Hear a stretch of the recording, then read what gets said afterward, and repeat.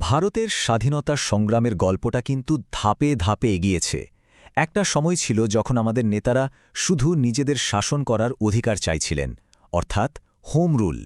কিন্তু সেখান থেকে কিভাবে দাবিটা বদলে গিয়ে হয়ে গেল পূর্ণ স্বরাজ বা সম্পূর্ণ স্বাধীনতা।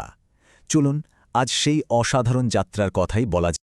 তো কি এমন হলো যে স্বশাসনের একটা আবেদন হঠাৎ করে একটা আপসহীন টোটাল ফ্রিডমের দাবিতে পরিণত হলো? কোন ঘটনাগুলো এই বিশাল পরিবর্তনের পেছনে ছিল, সেটাই আমরা আজ খুঁজে দেখব। এই গল্পটা বুঝতে হলে আমাদের একটু পিছিয়ে যেতে হবে একেবারে ১৯১০-এর দশকে। তখন কিন্তু ভারতের রাজনৈতিক নেতাদের লক্ষ্যটা ছিল বেশ অন্যরকম, বলা যায় অনেকটাই নরমপন্থী। তখনকার সবচেয়ে বড় আন্দোলনগুলোর একটা ছিল হোম রুল আন্দোলন। দেখুন, নামটা শুনলেই বোঝা যায়, হোম রুল মানে ঘরের শাসন। ১৯১৬ সালে বাল গঙ্গাধর তিলক আর অ্যানি বেসান্ত এটা শুরু করেন, আর এর অনুপ্রেরণা এসেছিল আয়ারল্যান্ড থেকে। তাদের মূল দাবিটা কিন্তু ব্রিটিশদের তাড়িয়ে দেওয়া ছিল না, তারা চেয়েছিল ব্রিটিশ সাম্রাজ্যের ভেতরেই থেকে ভারতীয়রা যেন নিজেদের শাসন করার অধিকারটুকু পায়। এই দুটো ধারণার মধ্যে পার্থক্যটা কিন্তু বিশাল, মানে আকাশ আর পাতালের মতো। একদিকে হোম রুল, যেটা আসলে ব্রিটিশদের অধীনে থেকে একটা সীমিত স্বাধীনতা, অনেকটা ডোমিনিয়ন স্ট্যাটাসের মতো। আর অন্যদিকে পূর্ণ স্বরাজ, মানে সব রকম বিদেশি শাসন থেকে সম্পূর্ণ মুক্তি। একটা ছিল আলোচনার বিষয়, আর একটা ছিল সরাসরি ঘোষণা। এই পরিবর্তনটাই ছিল ভারতের স্বাধীনতা সংগ্রামের সবচেয়ে বড় টার্নিং পয়েন্ট। তবে ভাববেন না যে পূর্ণ স্বাধীনতার ধারণাটা হঠাৎ করে চলে এসেছিল। না, এর বীজ কিন্তু আগেই রোপণ করা হয়েছিল। ১৯২১ সালেই মৌলানা হযরত মোহানি প্রথমবার এই প্রস্তাবটা দিয়েছিলেন, কিন্তু তখন কংগ্রেস এটাকে গ্রহণ করেনি। আসলে এই বীজটাকে চারাগাছ হতে একটা বড় ধাক্কার অপেক্ষা করতে হচ্ছে, আর সেই ধাক্কাটা আসতে খুব বেশি দেরি হয়নি।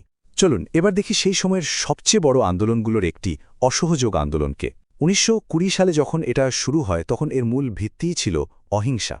দেখুন ঘটনাগুলো কিভাবে পরপর ঘটল। ১৯২০ সালের ১ আগস্ট গান্ধীজি অসহযোগ আন্দোলন শুরু করলেন। সবকিছু ঠিকঠাকই চলছিল, কিন্তু প্রায় ১.৫ বছর পর ১৯২২ সালের ফেব্রুয়ারিতে উত্তরপ্রদেশের চৌরিচৌরাতে পরিস্থিতি পাল্টে গেল। প্রথমে পুলিশ বিক্ষোভকারীদের মারধর করে। এর ঠিক ৩ দিন পর ৫ই ফেব্রুয়ারি উত্তেজিত জনতা থানায় আগুন লাগিয়ে দেয়। ভেতরে ২২ জন পুলিশকর্মী জীবন্ত পুড়ে মারা যান। এই একটা ঘটনায় সবকিছু ওলটপালট হয়ে গেল। আর এর ঠিক এক সপ্তাহ পর ১২ই ফেব্রুয়ারি গান্ধীজি হঠাৎ করেই পুরো আন্দোলনটা থামিয়ে দিলেন। গান্ধীজির যুক্তি ছিল খুব স্পষ্ট। তিনি মনে করেছিলেন দেশবাসী এখনও অহিংসা আর সত্যাগ্রহের জন্য পুরোপুরি তৈরি নয়। কিন্তু তার এই সিদ্ধান্তটা অনেকেই মেনে নিতে পারেননি। সুভাষচন্দ্র বসু, জওয়াহরলাল নেহরুর মতো বড় বড় নেতারাও অবাক হয়েছিলেন।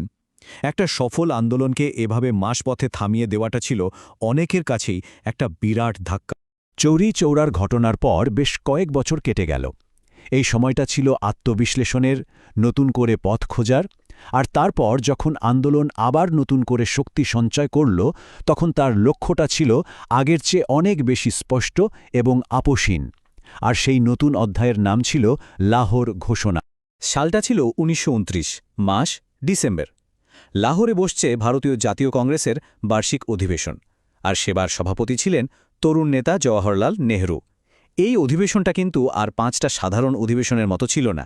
এটা ছিল একটা ইতিহাস তৈরির মঞ্চ, যেখান থেকে আর পেছনে ফেরার কোনো রাস্তাই খোলা ছিল না। এখানেই নেওয়া হলো সেই যুগান্তকারী সিদ্ধান্তগুলো। প্রথমত, কংগ্রেসের লক্ষ্য হিসেবে ঘোষণা করা হলো পূর্ণ স্বরাজ, মানে কমপ্লিট ইন্ডিপেন্ডেন্স। দ্বিতীয়ত, এতদিন ধরে যে ডোমিনিয়ন স্ট্যাটাসের কথা বলা হচ্ছিল সেটাকে পুরোপুরি বাতিল করে দেওয়া হলো। আর তৃতীয়ত, ঠিক করা হলো যে ২৬শে জানুয়ারি দিনটাকে প্রথম স্বাধীনতা দিবস হিসেবে পালন করা হবে। ব্যাস, ভারতের রাজনীতির মোড় পুরোপুরি ঘুরে গেল। আর এই ঘোষণার প্রতীক হিসেবে যা করা হলো সেটাও ছিল অসাধারণ। ১৯২৯ সালের একেবারে শেষ দিনে, মানে ৩১শে ডিসেম্বর মাঝরাতে, জওহরলাল নেহরু লাহোরের রাভি নদীর তীরে ভারতের নতুন ত্রিবর্ণ রঞ্জিত পতাকাটা তুলে ধরলেন। এটা ছিল একটা স্পষ্ট বার্তা, ব্রিটিশদের কাছে হোক বা দেশবাসীর কাছে, যে আপোষের দিন শেষ। এখন দাবি একটাই, পূর্ণ স্বরাজ। তো লক্ষ্য তো ঠিক হলো, কিন্তু শুধু কাগজে কলমে ঘোষণা করলেই তো হবে না। সাধারণ মানুষের মনে এই বিদ্রোহের আগুনটা জ্বালিয়ে দেওয়ার জন্য দরকার ছিল একটা বড় পদক্ষেপের, এমন কিছু যা গোটা দেশকে একসুরে বেঁধে দেবে। আর এই দায়িত্বটা নিজের কাঁধে তুলে নিলেন মহাত্মা গান্ধী। ১৯৩০ সালে ভাইসরয়কে তার শেষ আবেদনটাও যখন ফিরিয়ে দেওয়া হলো, তখন তিনি বলেছিলেন, আমি নতজানু হয়ে রুটি চেয়েছিলাম আর পরিবর্তে পাথর পেয়েছি। এরপর তিনি প্রতিবাদের জন্য এমন একটা বিষয় বেছে নিলেন যা প্রত্যেক ভারতবাসীর জীবনের সাথে জড়িয়েছিল, লবণ। তিনি লবণ করের বিরুদ্ধে নামার সিদ্ধান্ত নিলেন, কারণ তার মতে এটা ছিল গরিব মানুষের দিক থেকে সবচেয়ে অন্যায় আইন। এরপরে শুরু হল সেই ঐতিহাসিক পদযাত্রা। ১৯৩০ সালের ১২ই মার্চ গান্ধীজি তার মাত্র ৭৮ জন অনুগামীকে সাথে নিয়ে সবরমতী আশ্রম থেকে সমুদ্রের ধারের গ্রাম ডান্ডির দিকে হাঁটা শুরু করলেন। পথটা ছিল প্রায় ২৪১ মাইলের। এই যাত্রাটা শুধু একটা পদযাত্রা ছিল না, এটা ছিল একটা চলমান বিপ্লব। জওহরলাল নেহরু তখন বলেছিলেন, আজ তীর্থযাত্রী তার দীর্ঘ যাত্রায় এগিয়ে চলেছে, তার মধ্যে রয়েছে এক মহান সংকল্পের আগুন এবং তার দুর্দশাগ্রস্ত দেশবাসীর জন্য অসীম ভালোবাসা। সত্যি, এই পদযাত্রাটা গোটা দেশ, এমনকি সারা পৃথিবীর নজর কেড়ে নিয়েছিল। টানা ২৪ দিন ধরে চলল এই যাত্রা, আর এর শেষটা হলো এমন একটা সাধারণ কাজ দিয়ে যা দেশ জুড়ে এক বিরাট আন্দোলনের জন্ম দিল। গোটা দেশ যেন এই একটা মুহূর্তের জন্যই অপেক্ষা করছিল। অবশেষে ৬ এপ্রিল ১৯৩০ ডান্ডির সমুদ্রতীরে পৌঁছে গান্ধীজি নিচু হয়ে এক মুঠো লবণ তুলে নিলেন। ব্যাস, এই ছোট্ট একটা কাজই ছিল ব্রিটিশ আইন ভাঙার প্রতীক। আর এটাই ছিল গোটা দেশের লক্ষ লক্ষ মানুষের জন্য আইন অমান্য আন্দোলন শুরু করার সবুজ সংকেত। ভাবুন একবার, শুরুটা হয়েছিল মাত্র ৭৮ জন পদযাত্রী নিয়ে।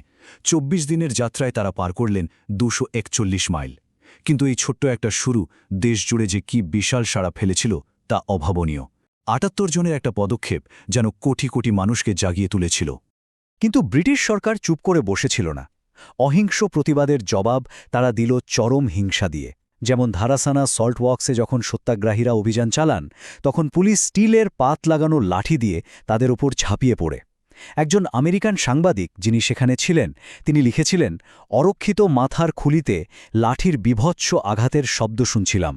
অথচ পদযাত্রীরা একবারের জন্য হাত তোলেননি, এমনকি নিজেদের বাঁচানোর চেষ্টাও করেননি। শুধু একটা অভিযানেই ৩২০ জনের বেশি মানুষ গুরুতরভাবে আহত হয়েছিলেন।